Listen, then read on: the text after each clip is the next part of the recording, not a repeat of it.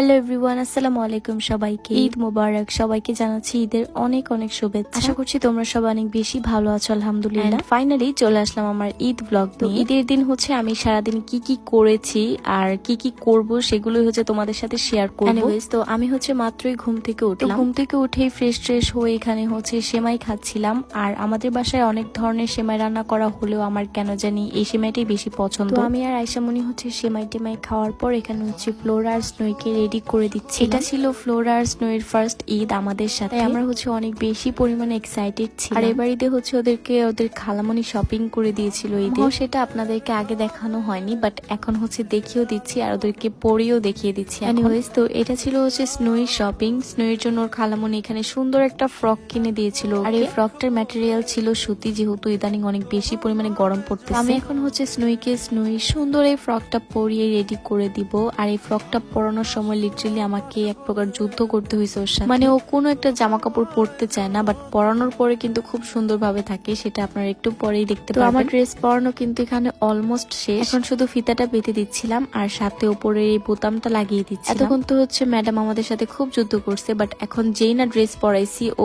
মানে বুঝতেছি কিভাবে যে ওকে কিছু একটা পরানো হয়েছে আর ওকে সুন্দরভাবে থাকতে হবে। আর মাশাআল্লাহ এত বেশি পরিমাণে কিউট লাগতেছিল, সবাই কিন্তু মাশাআল্লাহ বলে দিবেন। পর হচ্ছে আমরা ফ্লোরাকে রেডি করে দিব। আর ফ্লোরার জন্য ওর খালামণি এখানে অনেক সুন্দর একটা পাঞ্জাবি কিনেছিল, যেটা কিনা সাদার মধ্যে ছিল। আমার হচ্ছে সাদা পাঞ্জাবি অনেক বেশি পছন্দ। জানি না কেমন লাগবে, তো পরানোর পরেই হচ্ছে দেখা যাবে যে অ্যাকচুয়ালি কেমন লাগে। যদিও তার সাথে আমাদের অনেকক্ষণ যুদ্ধ করতে হয়েছে, বাট এক সময় গিয়ে হচ্ছে সে এরকম ভ্যাবলার মতো তাকাই ছিল আর আয়শা হচ্ছে তাকে এই পাঞ্জাবিটা পরাই দিচ্ছিল।